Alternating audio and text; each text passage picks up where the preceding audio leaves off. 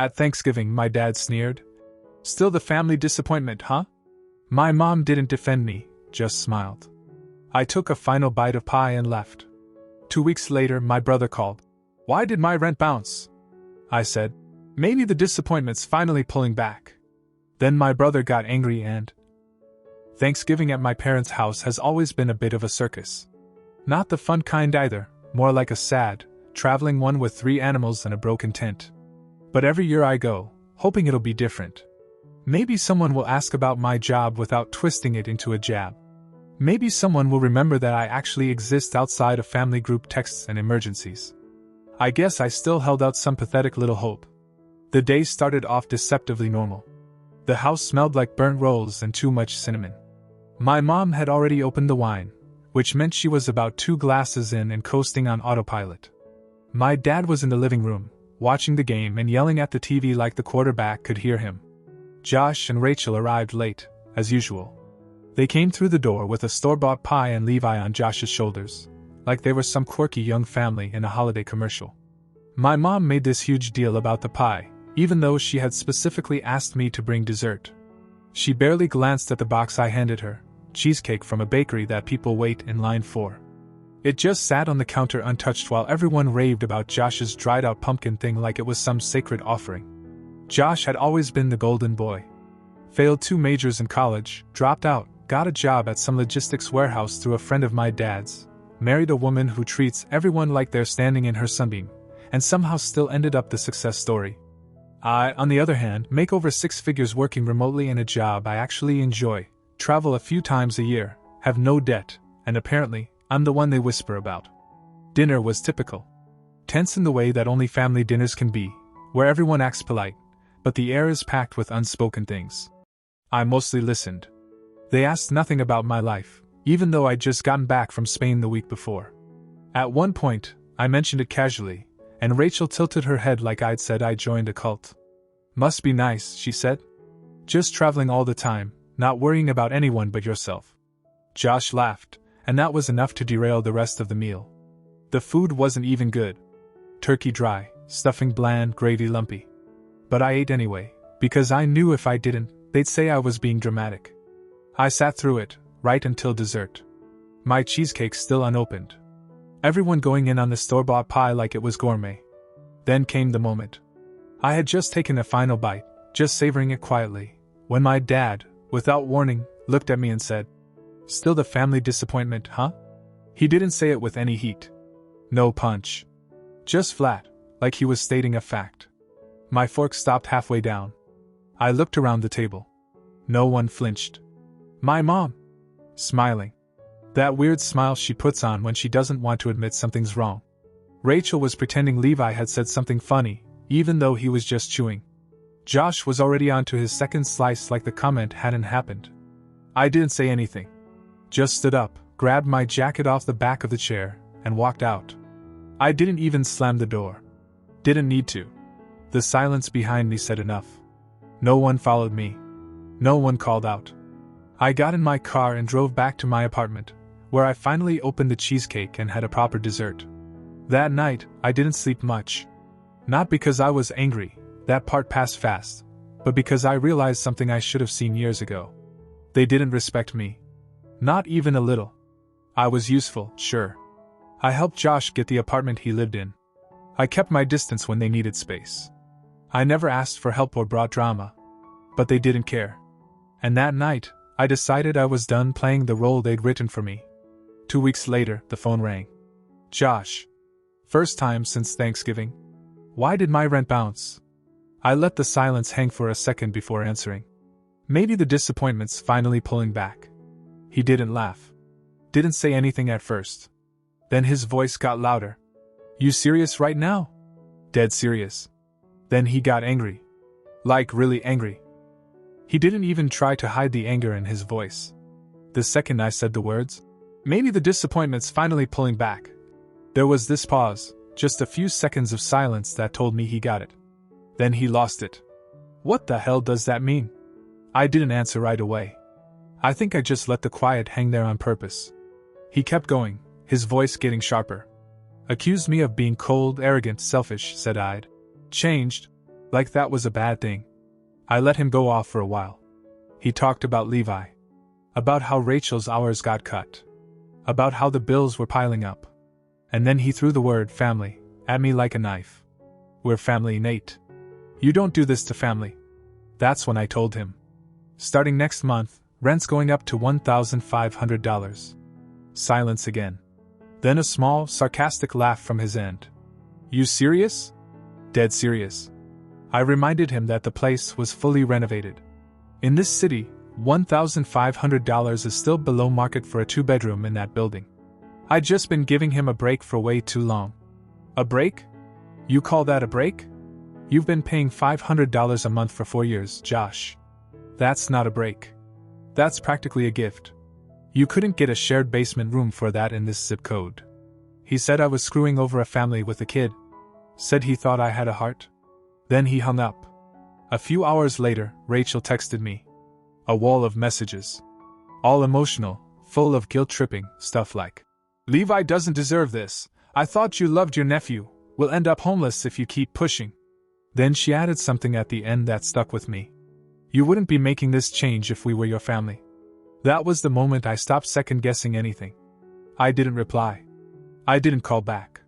I didn't feel the need to explain anymore. For years, I'd done the nice thing. I'd given them the apartment even though I originally wanted to rent it out properly.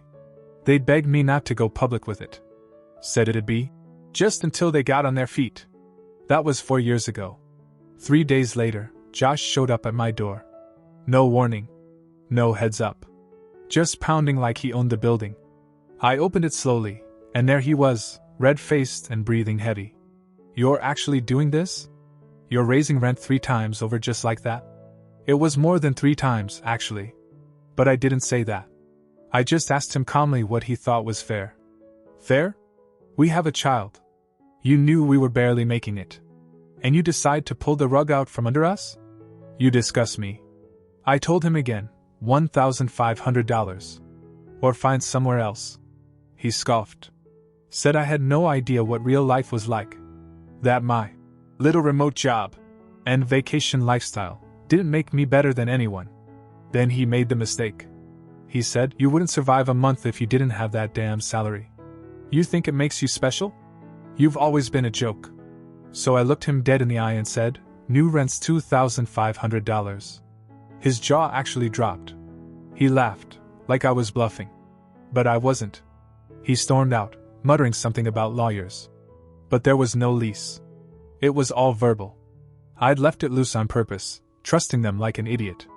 I thought that was the worst of it. But a few days later, I found out something that made my blood run cold, and not from him. It wasn't even Josh who told me. I was at a coffee shop near my place, sitting by the window, half listening to 2 women at the next table talk about rent prices.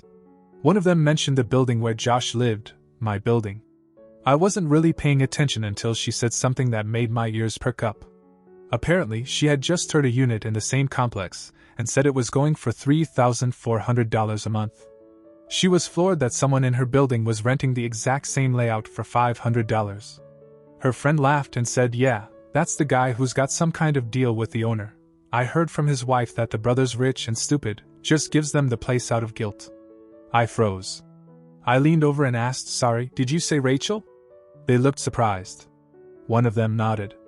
Yeah, she lives with her husband and kid on the 5th floor. You know her? Unfortunately. I left without finishing my drink. By the time I got home, I was seething. It wasn't even about the money at that point. It was the narrative they were spinning, that I was some oblivious idiot they were leeching off. That I had so much money I didn't know what to do with it, so I just gave away apartments like party favors. I pulled up my texts, scrolled through years of half-hearted thank yous and vague promises to catch up when things got better.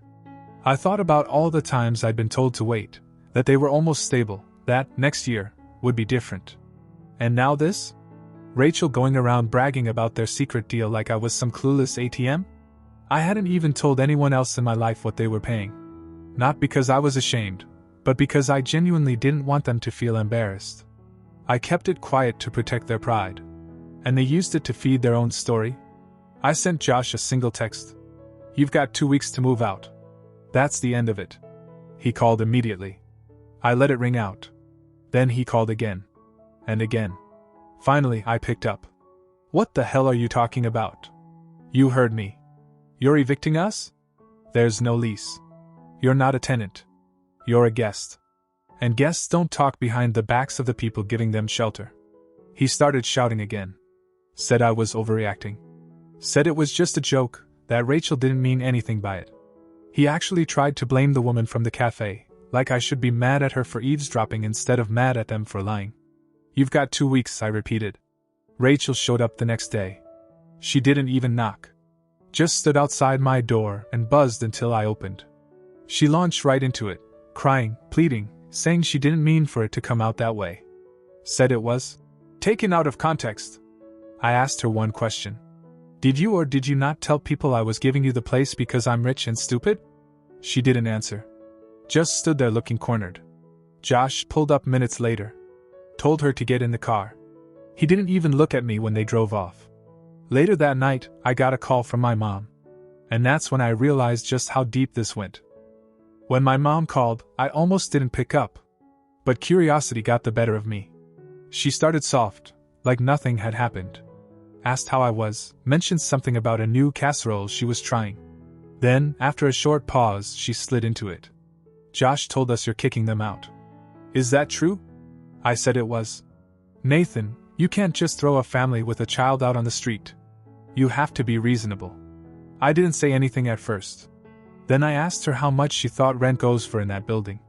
She guessed, wildly low. I corrected her. And how much has Josh been paying? $500. She went quiet. For a moment, I thought maybe she'd finally understand. But no. Her voice came back firmer. So you've been fine with that amount for years, and now suddenly you want to triple it? Why now? I told her the truth. That I overheard Rachel talking about me like I was an idiot. That they'd been leeching off me while bragging behind my back. That I'd let it slide for too long, and now I was done.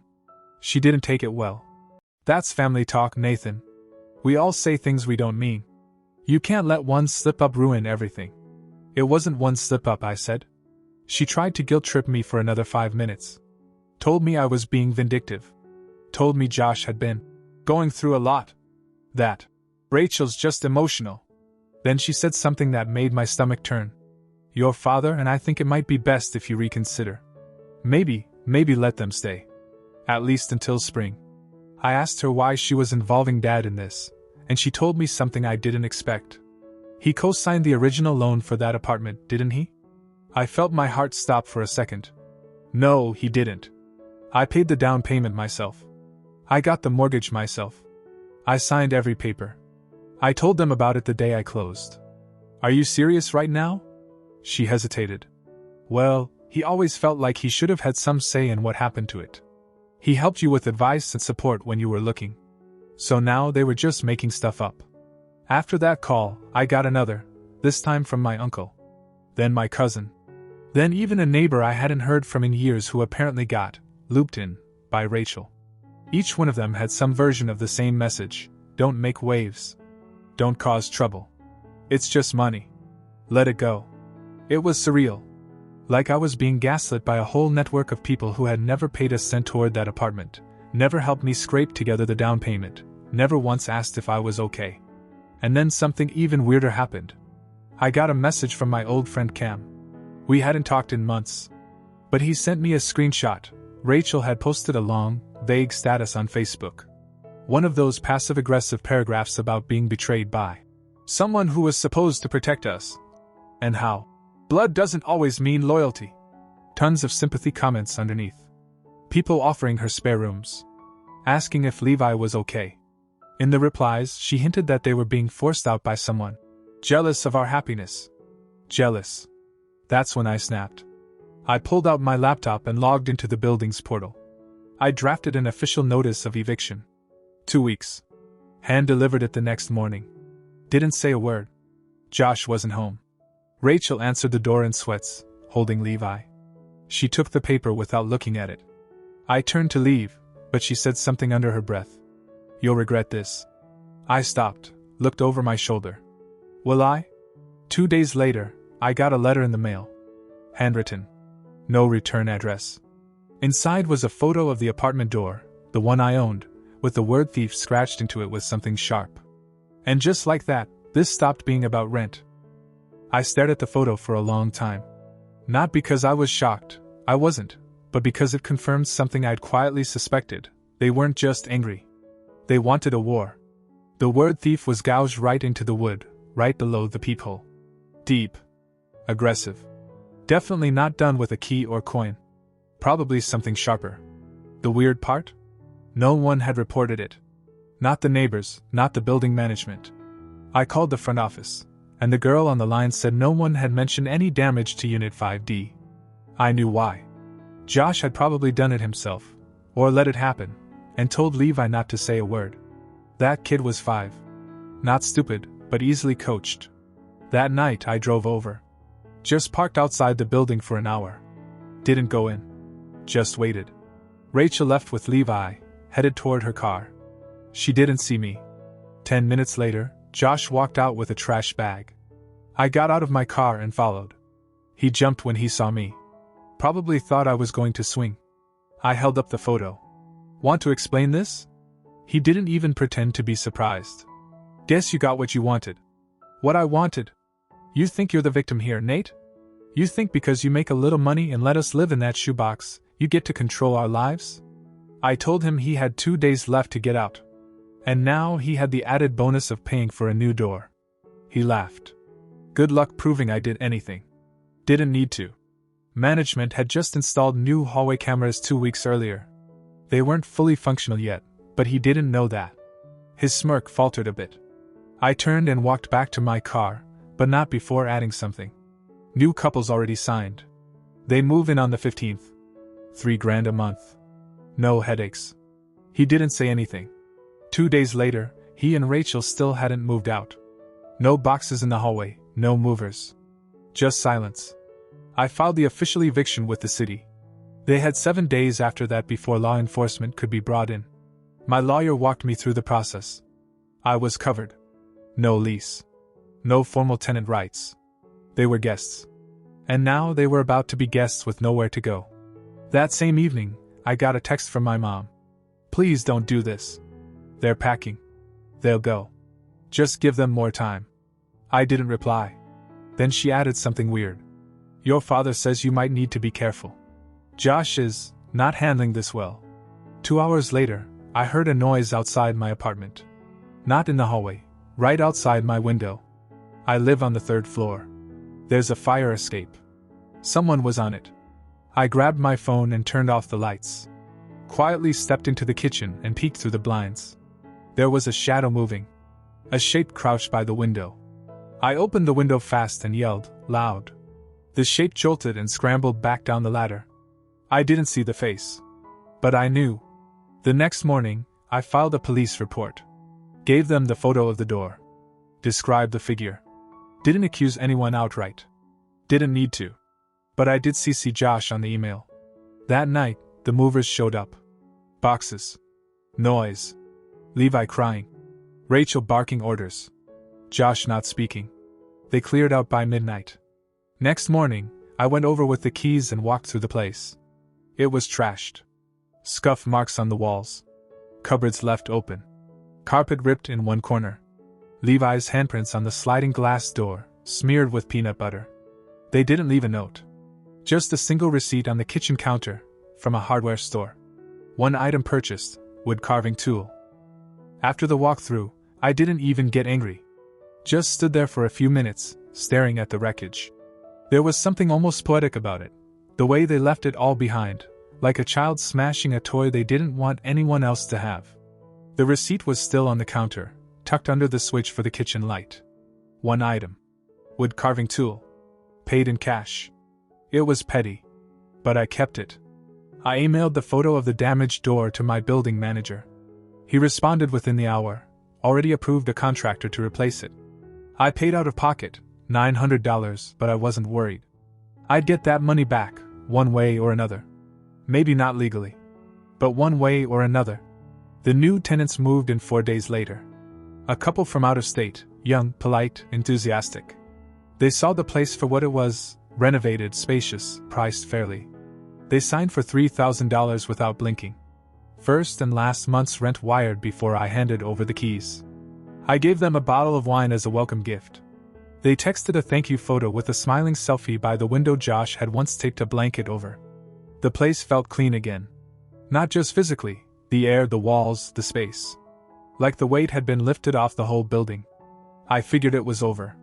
But it wasn't. The calls started again. First from my dad this time, not my mom. "You went too far," he said. He didn't mention the fire escape. Didn't ask about the door. Didn't apologize for pretending he had any stake in the place. Just said I should have let them stay until Levi finished the school year. Then came the texts. Not from family, but from people I hadn't talked to in years.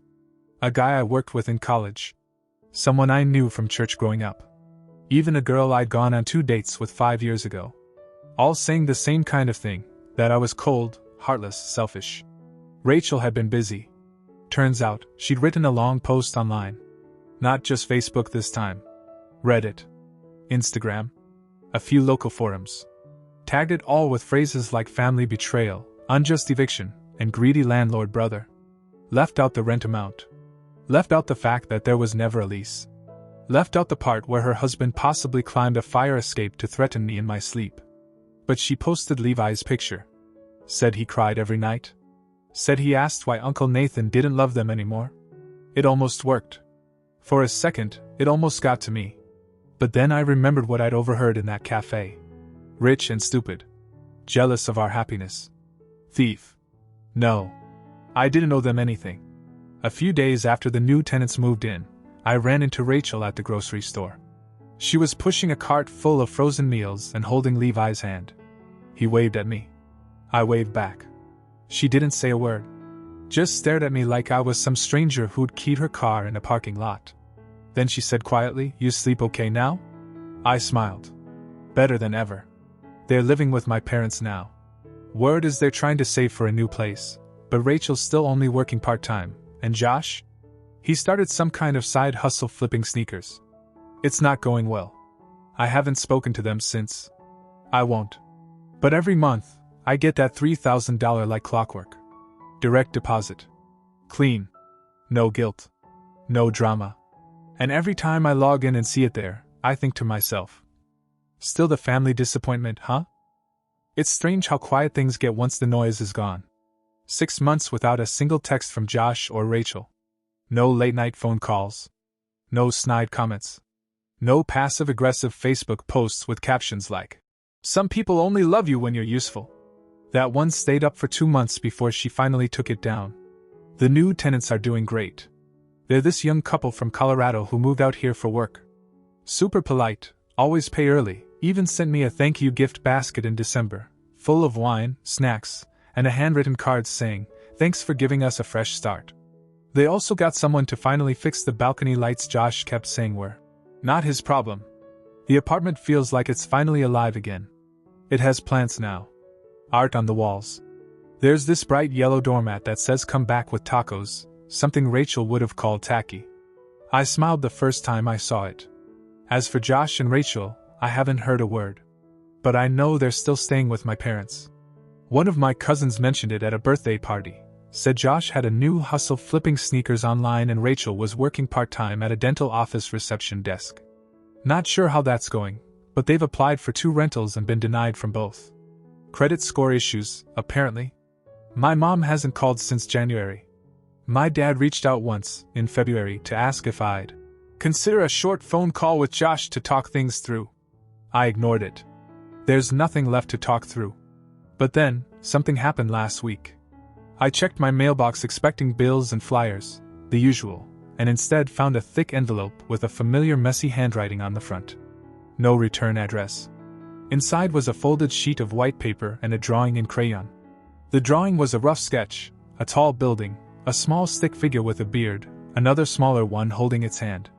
A bright yellow sun in the corner, and a heart floating above both heads. At the top, written in giant uneven letters, Uncle Nate.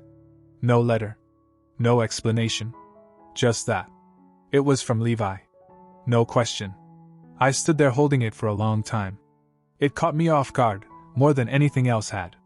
It didn't ask me for anything. didn't try to guilt me. It was just a picture from a kid who remembered I existed. I didn't frame it. I didn't analyze it. I just walked into the kitchen, grabbed a magnet, and stuck it to the fridge. Every time I walk past it, I glance at it, not with regret, but with this strange mix of peace and clarity. Because no matter what the adults think of me, what they whisper or post or complain about, the kid knew exactly who I was. And somehow, that was enough.